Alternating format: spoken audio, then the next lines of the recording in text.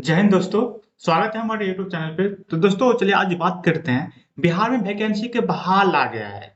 जैसे चुनाव आता है ना, इसी प्रकार वैकेंसी का बहाल आ जाता है। जैसे कि वैकेंसी का एकदम बाढ़ आ गया है बिहार में। 15,000 होमगार्ड का वैकेंसी लिया है। 19,000 बिहार पुलिस का वैकेंसी एग्जाम हो गया। अभी देखिए, हाँ, अब बिहार चौकीदारी का जो भर्ती है 10,000 प्लस 10,882 सीटों पर चौकीदार का भर्ती आ रहा है। तो जिन लोगों को पढ़ाई करने में मतलब अच्छा नहीं लग रहा है, मौका नहीं मिल रहा है, या पढ़ने में उसे अच्छा नहीं लग रहा है, तो वो अपना फिजिकल पर मेहनत कीजिए और फिजिकल के दम पे अपना नौकरी लीजिए। वर्दी का चौकीदार बनिए अपने जिला का। जो भी 10th पास किए हैं, इंटर पास किए हैं और इंटर पास करके अपने पढ़ाई रोक दिए हैं, उनके लिए तो बहुत सुनहरा मौका है। आप केवल दौड़िए, फिजिकल पास कीजिए और नौकरी लीजिए। पढ़ने का कोई मतलब ही नहीं है। चौकीदार बन जाइए। चलिए आपको बताते हैं इस वैकेंसी के बारे में। ठीक है। और जिन भी भाइयों को अगर पढ़ने में अच्छा नहीं लगता है, अगर 10th और इंटर पास किए हैं, तो अपने फिजिकल पे जुड़ जाइए। फिजिकल के बल पे आप नौकरी लीजिए। 10,882 वैकेंसी कोई कम वैकेंसी नहीं है। ठीक है। चलिए आपको बताते हैं। देखिए बिहार में जो है ना, स्टेशन चौकीदार यानी पुलिस स्टेशन में जो चौकीदार का पद होता है, और ग्रामीण क्षेत्र में जो आप देखे होंगे कि सभी गांवों में एक चौकीदार होता है, उन्हीं का वैकेंसी आया है। ठीक है। तो आपको लगता होगा कि इस पे एग्जाम होगा या क्या होगा, किस पे सिलेक्शन होगा। तो आपको चलिए आगे बता देते हैं। एग्जाम होगा, एग्जाम पे सिलेक्शन होगा या फिजिकल का सिलेक्शन होगा, आपको बता देखिए इनका जो है ना, बिहार में जो पुलिस स्टेशन होता है, उन्हीं चौकीदारी का पोस्ट के लिए वैकेंसी आया है। और टोटल पोस्ट है 10,882 के आसपास वैकेंसी आया है।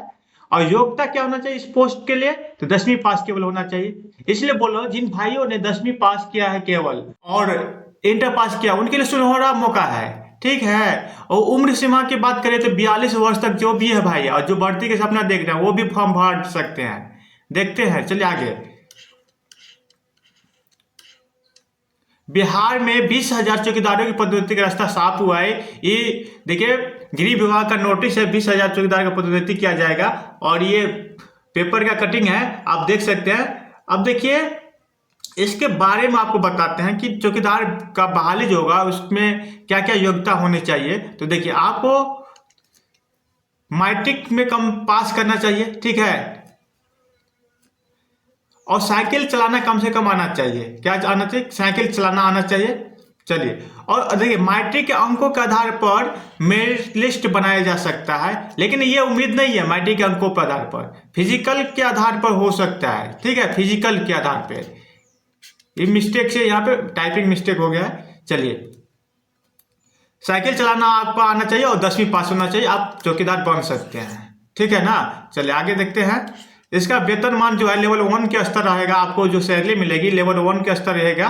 ठीक है। और उम्र सीमा की बात करें, देखिए, जो भी भाई आप सोचते हो कि मेरा उम्र समाप्त हो गया है, फॉर्म नहीं डालेंगे, सरकारी नौकरी अब नहीं होगा, तो आपको ये चौकीदार का जो भर्ती है सुनहरा मौका है। देखिए, इनके लिए जो युवा पुरुष है ना, युवा पुरुष, उनको 37 वर्ष दिया है।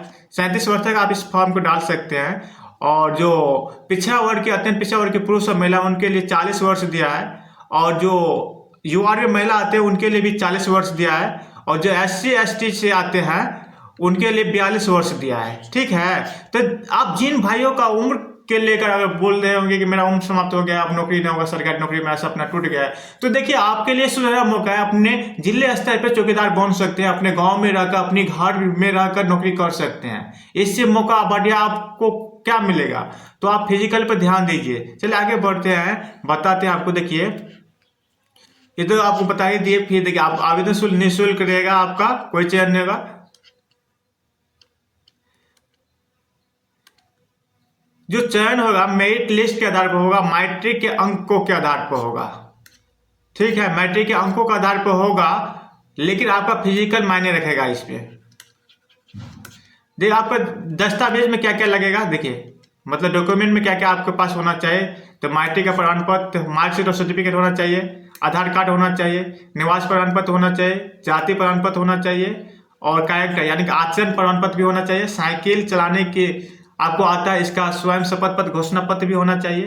दिव्यांग है तो उसके लिए जो सर्टिफिकेट लागू होता है वो होना चाहिए आपका।